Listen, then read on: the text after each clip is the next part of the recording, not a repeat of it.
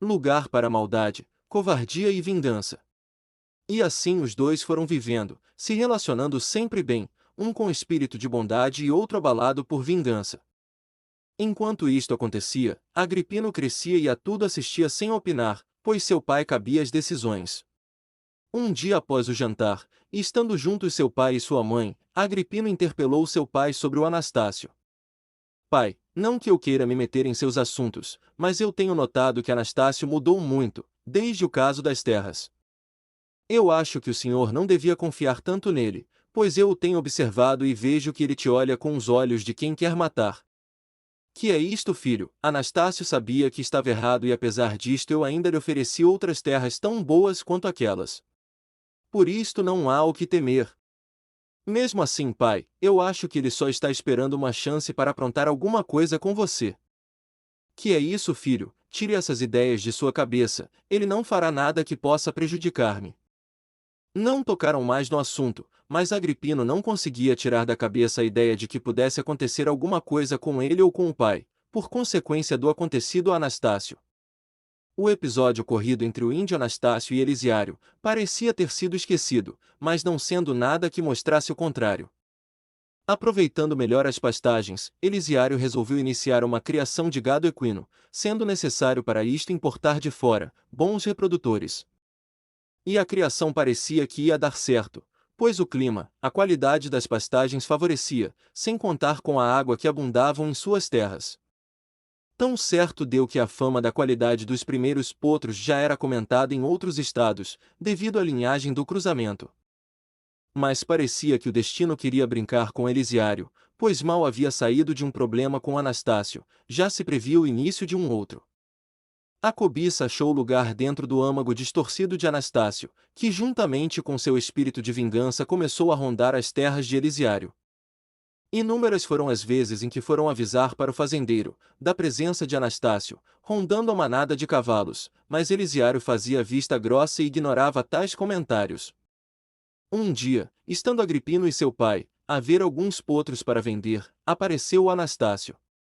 Bom dia, Elisiário. Bom dia, Agripino.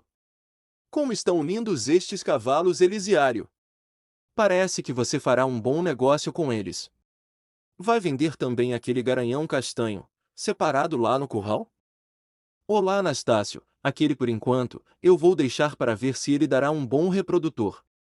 Estou esperando umas éguas suíças que estão para chegar, para ver qual será o comportamento dele, pois vou misturá-lo ao meio delas. Caso não me seja um bom reprodutor, então sim, disponho dele, antes não. Passaram o resto do dia em lide com os cavalos, sem tocar mais no assunto do mencionado cavalo, sempre acompanhado pela presença do índio Anastácio, presença esta que não agradava ao desconfiado Agripino. Com o chegar da tarde, pai e filho retornaram à casa para mais um descanso, não passando despercebido ao pai o semblante preocupado do filho. Comentando com Adalgisa, sua mulher, Elisiário lhe perguntou o que achava da preocupação do filho, e ela não se fez de rogada, logo dando sua opinião.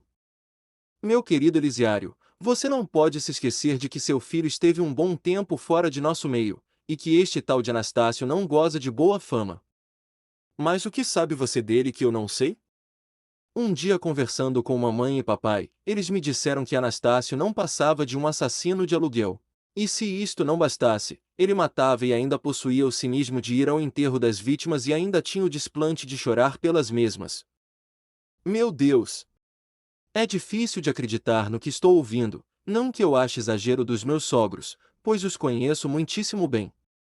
Mas por outro lado, convivo há tanto tempo com Anastácio, que torna difícil de crer que ele seja capaz de cometer tal desatino. Bom, você me perguntou o que eu acho dele, e eu lhe respondi, agora cabe a você saber lhe convém o convívio com ele ou não. Esta conversa passou a incomodar a mente de Elisiário, mas modificar sua vida, seus hábitos, pois ele era constituído de uma fibra dura. Elisiário não conhecia a palavra temor, e por ser bom não tinha o que temer dos outros. Passado mais algum tempo e estando a fazer compras num armazém da cidade, ouviu uma conversa de pé de ouvido que o deixou intrigado. Dois homens comentaram que um deles em conversa com Anastácio, o próprio havia lhe dito, que se ele não conseguisse um determinado cavalo por meios legais, o conseguiria de outras maneiras, pois com ele era assim. Quando queria uma coisa conseguiria, nem que para isto tivesse que matar. Chegando em casa chamou sua mulher e lhe disse: Adalgisa, lembra daquela conversa que tivemos outro dia sobre Anastácio? Pois bem, vou te contar uma coisa que me chamou a atenção. Já faz uns dias, Anastácio me perguntou se eu vendia aquele cavalo castanho que mantenho como reprodutor, e eu falei para ele que não vendi e disse a ele ainda por que motivo. Outro dia encontrei com o filho mais velho dele, e ele me perguntou se eu não havia mudado de vontade de ideia a respeito do cavalo, pois seu pai lhe havia mandado me perguntar. Eu mandei falar com ele que não vendia o cavalo, mas, se caso viesse a fazê-lo, daria preferência a Anastácio. Agora o que me chamou a atenção foi uma conversa que ouvi lá na cidade, no armazém do Senhor Vitório. Dois homens comentaram que Anastácio havia falado de um cavalo que ele queria, e mais, que se não conseguisse comprar este cavalo, ele o teria mesmo assim, nem que por isto tivesse que matar. Eles comentavam isto sem saber que o cavalo que Anastácio quer é aquele que lhe falei. Então, acredita agora naquilo que lhe falei outro dia sobre o Anastácio? Sim, faz sentido, mas o que me preocupa mais, não é o que ele possa fazer a mim, mas sim o que fará nosso filho ou qual será sua reação em tudo isto. Agripino não o suporta de maneira alguma, e nada faz para ocultar tal aversão, pelo contrário, toda vez que se avista com Anastácio, faz questão de mostrar o quanto o detesta. Tenho medo que mais tarde eles venham ter um encontro e que este encontro tenha consequência desastrosa. Enquanto Elisiário conversava com sua mulher Adalgisa, seu filho Agripino não estava inativo. Existia entre os empregados de seu pai, um que era da mesma idade dele e se davam tão bem como se fossem irmãos. Este empregado se chamava Anacleto e era filho de um velho casal de índios de seu pai. Sempre que tinham uma folga, estavam sempre juntos, parecia que um estranho laço os unia. Neste dia, Agripino procurou Anacleto para uma conversa, pois seu pai parecia ignorar seus temores a respeito de Anastácio, sem saber que seu pai já lhe dava razão. Motivos de segurança não os demonstravam. Anacleto, eu gostaria de possuir um revólver e saber atirar. Isto é fácil, eu tenho um, e se você comprar balas para ele eu te ensino. Mas seu pai jamais poderá saber disto. Deixa comigo, ele ou alguém jamais ficará sabendo. Quero estar prevenido, pois se Anastácio fizer alguma coisa a meu pai, eu o caçarei onde estiver e o matarei. Agripino, você já ouviu dizer que Anastácio já matou muita gente e ninguém o viu fazendo isto? Pois é, ele tem o corpo fechado, muitos já tentaram matá-lo sem o conseguir. Não importa, quero aprender a usar um revólver e comprar um para mim. E assim, sem que seus pais soubessem, Agripino conseguiu adquirir seu tão cobiçado revólver e treinava sempre que podia.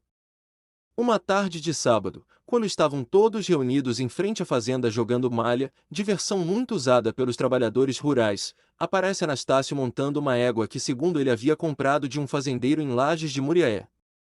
Assim que o viu chegar, Agripino foi imediatamente chamar seu pai que logo apareceu para receber o indesejável visitante. Olá Anastácio, acabou chegar. Olá Elisiário, como tem passado? Bem Anastácio, muito bem mesmo. Pelo que vejo você arranjou um belo animal, hein? Comprei-a lá em Lajes de Muriaé, do filho do senhor Antônio Teófilo. Eu vim aqui para saber de sua opinião sobre esta égua, será que dará boas crias? Sim, se colocada com um cavalo de boa qualidade, poderá surgir dela um belo potro.